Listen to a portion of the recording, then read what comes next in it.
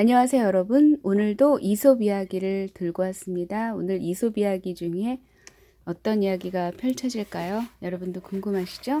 저도 궁금합니다. 네. 자, 어떤 이야기가 펼쳐질까요?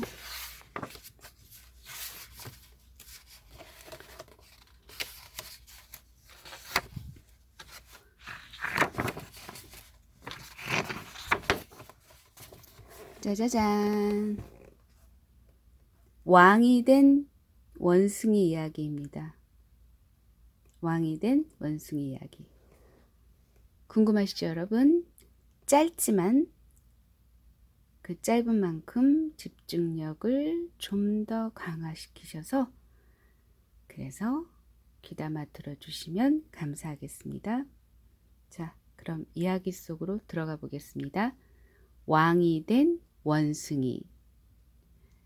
동물들이 모두 모인 잔치에서 원숭이가 춤을 추자 모두가 기뻐했습니다. 그래서 동물들은 원숭이를 왕으로 뽑았답니다. 하지만 여우는 원숭이가 아주 못마땅했대요.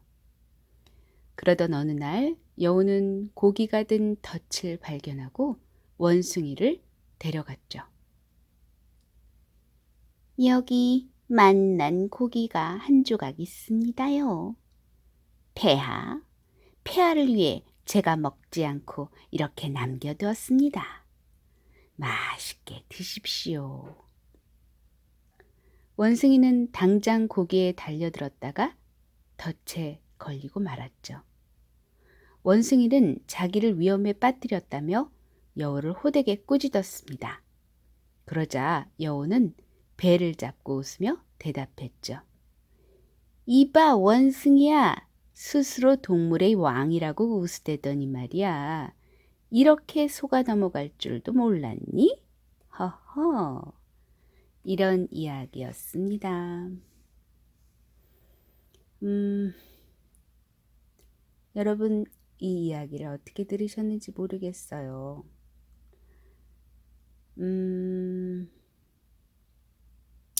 여러분 오늘은요 이런 미션을 드릴까요?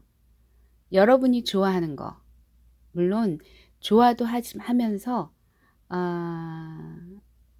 몸과 정신과 영혼까지 맑게 해주는 그 무언가를 내가 아닌 누군가에게 선물하는 거예요. 그럼 미션을 한번 해보시는 건 어떠실지요? 제가 갑자기 든 생각인데요. 삼성을 생각한다라고 해서 그 천주교 신부님께서 그 말하자면 내부 고발자를 보호해주는 입장에서 뭐 워낙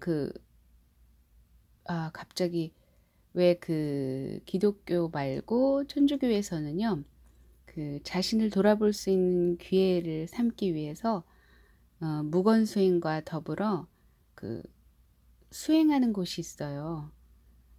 그런 곳에 말하자면 내부 고발자를 숨겨준 거죠. 그러다 보니까 뭐 여러 가지 일들이 있었겠죠. 또 그리고 그분들의 그 사랑과 정성에 힘을 입어서 그분이 이제 글을 쓰신 거예요. 근데 그 글 속에 그런 이야기가 들어 있었습니다. 이 삼성 집안의 그 굉장히 뭐라고 할까요? 벌이나 모든 것이 엄청 훌륭했을 텐데요. 그 양반들이 그 직원들에게 주는 것과 본인들이 먹는 게 다르다고 하더라고요. 그러면은 어떤 걸 여러분은 먹을 거라고 생각하세요? 네, 보통 아주 고급스러운 것은 삼성가 집안들만 먹는다고 하네요. 그리고 말하자면 그 삼성 직원들은 레벨이 좀 낮은 걸 먹인다고 하더라고요. 뭐 와인이 됐든 무엇이 됐든요. 그런 이야기가 갑자기 생각났습니다. 삼성을 생각한다. 기회 되시면 한번 읽어보세요. 나름 재밌습니다. 그 만석군이라는 이야기 들어보셨는지 모르겠어요. 옛날에 우리가 정말 잘 사시는 분들, 그분들은 그 마을에 그 굶어 죽는 거지가 없었다고 하죠. 그 마을 사람들을 기쁘게도 하고 배부르게도 했던 정말 만석군, 정말 부잣집. 그러니까 부잣집이라고 하는 것이 오늘날 시대에는 제가 볼 때는 제가 이제 카스에도 가끔 올리는데요. 풍요 속의 빈곤이라고 사실 주변에 널린 게 음식인데요. 그 음식이 사실 우리 몸속에 들어오는 순간 우리 몸이 불협화음을 일으키면서 질병을 발생할 수밖에 없는 그런 정말 이상한 음식들이 참 많거든요. 뭐 예를 들면 뭐 치킨도 될 수 있고요. 프라이드 치킨 같은 거, 피자, 뭐 아이스크림, 인스턴트 식품, 과자, 음료, 콜라 같은 거죠. 아이스크림. 그리고 모든 음료들, 특히 당분이 뭐 조금 들어갔다고 하는데요. 거의 뭐 각설탕이 몇 조각이 들어간 거랑 같은 맥락이라서 주스나 이런 걸 드시고 싶으시면 그냥 생수를 드시는 게 여러분의 몸에 훨씬 좋은 영향을 미칠 거라 보고요. 그래서 어찌됐든 이 씁쓸함은 말할 수가 없네요. 그러니까 본인들 입속을 많이 채우긴 했는데 특히 이제 라면 같은 경우도 저도 이제 너무 땡길 때는 먹기는 하는데 먹고 나선 항상 씁쓸한 마음이 들기는 해요. 근데 어찌됐든 간에 그 라면을 판매하는 그 사장이나 이런 분들은 자녀들 식구들한테 그걸 먹일까 그런 생각도 들어요. 뭐 라면뿐이겠습니까, 여러분? 뭐 초콜릿 같은 경우도 제가 알기로는 어 거의 상하기 일보 직전인 우유로 초콜릿을 만든다는 얘기를 제가 책에서 봤던 것 같아요. 그거 뭐 이렇게 말하자면 그 과자를 생산하는 곳, 과자를 만드는 곳에서 종사했던 사람들의 고백, 양심 고백 같은 거, 뭐 그런 게 이제 있는데요.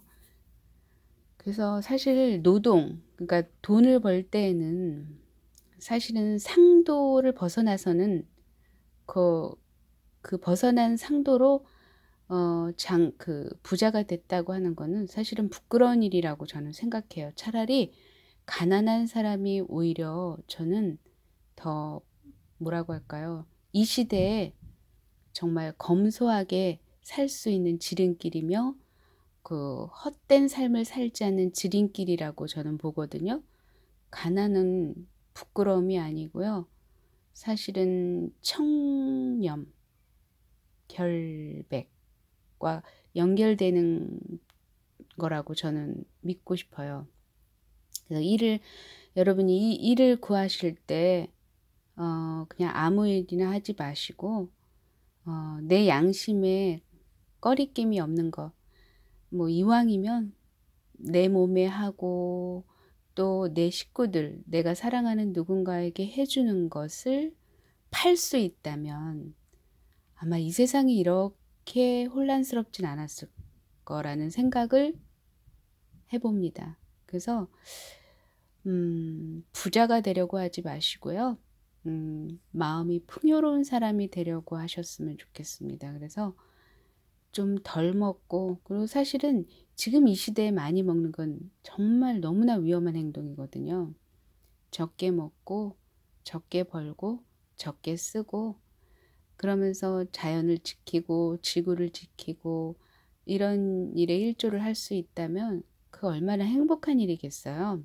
이 지구가 우리를 이렇게 지켜주고 보호해주고 있는데 우리가 그것에 대해 보답을 할 수 있는 길은 지구를 좀 덜 훼손시키는 거, 그리고 이제 청소하시는 어르신이 그 행복한 청소부라는 책이 있는데요. 그 속에서 이제 그런 말씀을 하시죠. 지구의 한 구석을 내가 청소하고 있다는 자긍심을 가지고 살아간다. 이거는 나태주 시인 선생님이 그 마당 앞쪽을 그 쓸 때 내가 지구를 아주 작지만 미약하지만 내가 청소하고 있다는 그런 자부심과 긍지를 가지고 뭐 마당을 씁니다. 이런 얘기를 얼핏 들었던 걸로 기억이 되는데요.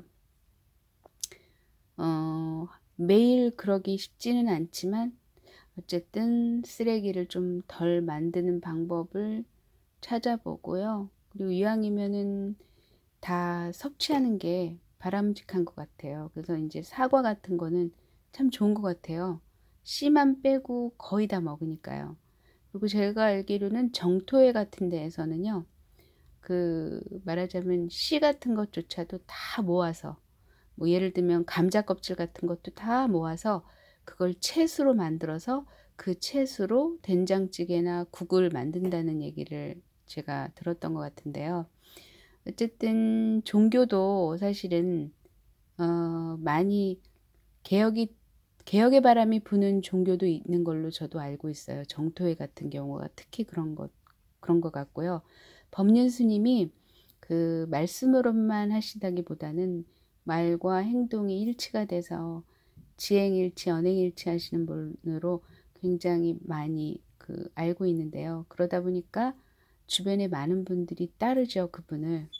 그래서 뭐 그렇게 훌륭한 위대한 지도자가 되지 않더라도 어쨌든 내가 살고 있는 곳에서 좀 쓰레기를 덜 만들고 그런 생활을 조금 체화한다면 지구를 살리는 데 큰 보탬이 되지 않을까 하는 그런 생각이 들었습니다. 여러분 어린 친구들은요, 자신의 몸을 사랑하고 아끼는 첫 번째가 과자, 아이스크림, 빵, 음료 이런 것들로부터 멀어지는 거예요. 그리고 차라리 그런 게 땡기실 때는 물을 드시면 오히려 건강에 좋습니다. 그리고 채소, 야채, 그다음에 나물을 열심히 드시면 절대로 병원 갈 일이 없다고 하네요. 그래서 여러분, 어릴 때부터 그 식생활이라고 하는 거는 사실 어머님의 역할이 가장 큰 걸로 알고 있는데요. 음, 저도 그 부분에 있어서는 좀 미약한 부분이 참 많습니다. 뭐, 나름 노력은 했지만 워낙 제가 음식 솜씨도 없고 해가지고 그런데 그럼에도 불구하고 우리 아이들은 비교적 콩이라든가 뭐 양파 이런 거 참 잘 먹어줘서 너무나 고맙고 감사한데요. 여러분, 자신의 건강을 지키는 거는 이꼬로 지구 환경을 지키는 일이라고 생각하시면 됩니다. 그래서 우리가 적극적인 지구 환경을 지키는 방법 중에 하나는요.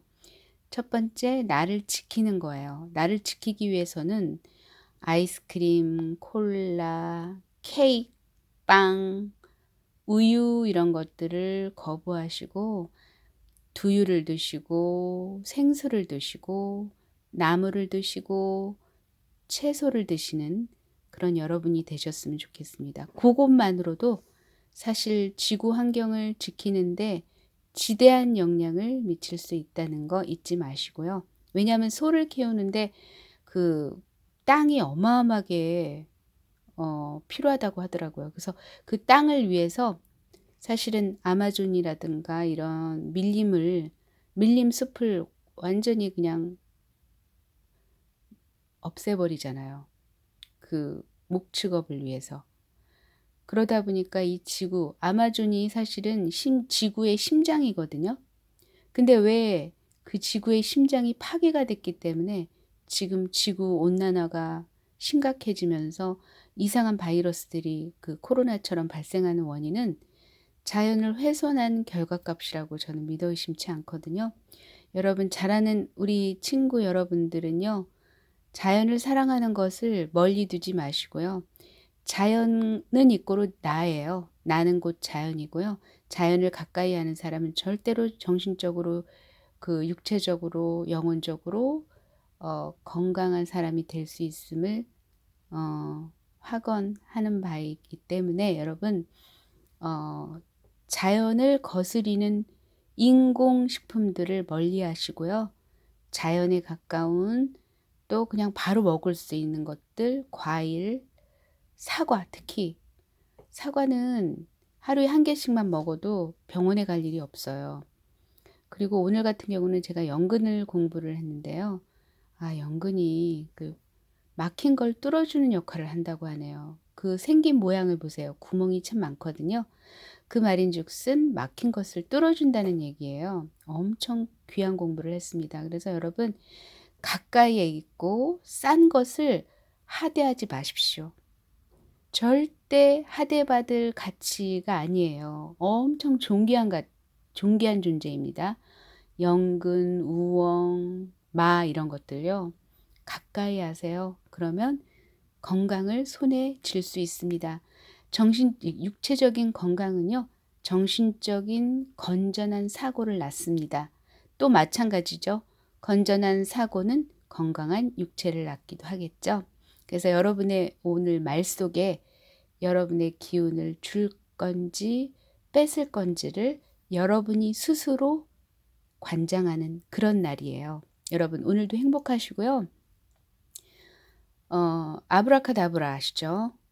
그런 식으로 여러분에게 주문을 외워보세요. 나는 오늘 행복한 날이야. 뭐 즐거운 날이야. 경쾌한 날이야. 날이 좀 꾸질꾸질하지만 그럼에도 불구하고 여러분 마음속에는 항상 기쁨을 선사해 주셨으면 좋겠습니다. 오늘도 행복한 하루 되시고요. 하하하하하 웃음으로 인해서 이 복잡해진 머리가 맑아지는 상황이 될 수 있다는 사실 잊지 마시고요. 감사합니다.